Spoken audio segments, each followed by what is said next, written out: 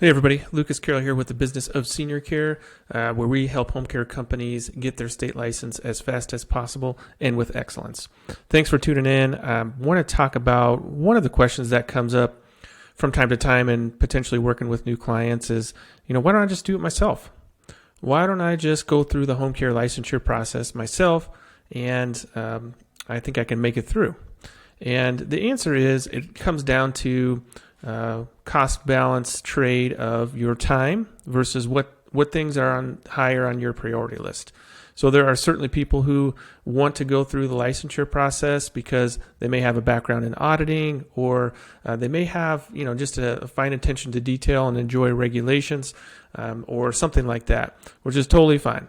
So we may not be a fit for everybody, but the majority of folks that I talk to writing hundreds and hundreds of pages of policies and trying to work with or deal with the state health department is not very high. And so that's one of the value adds that we have is we are the front lines. So we're the ones that are in direct communication with the health department. We're taking the calls, we're responding to the emails. We're trying to decipher what the communication says. We're doing all the legwork so that you can be freed up for the time so you can do other things. So some of the value, if we look at this visual here, when you answer the question, why not just do it myself? When we've talked to home care owners who have done it on their own, and then some have been successful and others have come to us, on average, a home care owner, if they go about it solo or on their own, they can expect to commit about 86 hours of their time. So 86 hours of their time when they're doing a business launch, when they're launching their home care company, would need to be dedicated to nothing but licensure, phone, email, writing policies, filling out the application, all of those things. On average, some more, some less. And about 73 emails. So 73 emails of responding and communicating and keeping up to date and you reaching out and trying to find out what's going on from the health department on average.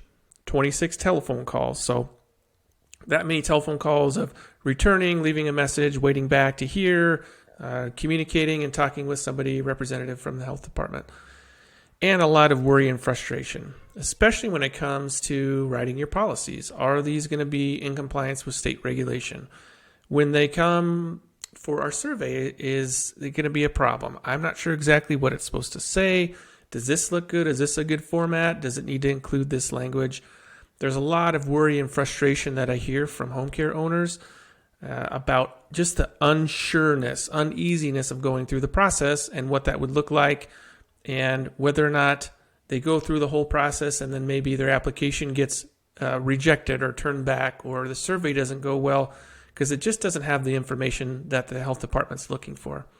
And at the end of the day, it does cost thousands in time, resources, and just a lot of opportunity cost to be doing other things, to be working through that.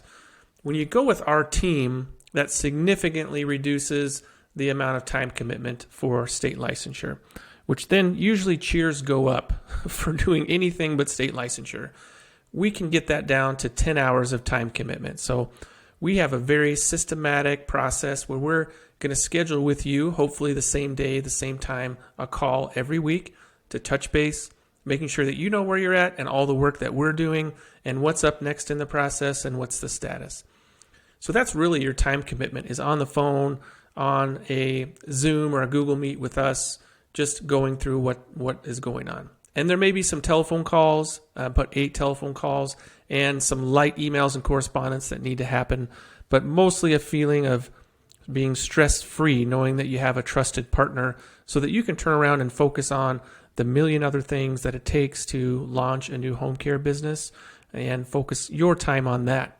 And when you boil down to the cost for our services and what it takes, it's about paying somebody and $50 an hour. So finding that expert who knows home care regulations in your state, who's gone through the process before, and finding somebody that you could pay only $50 an hour for all of that expertise is about what it breaks down to for your time commitment. So hopefully that helps in answering the question of why not just do it for myself.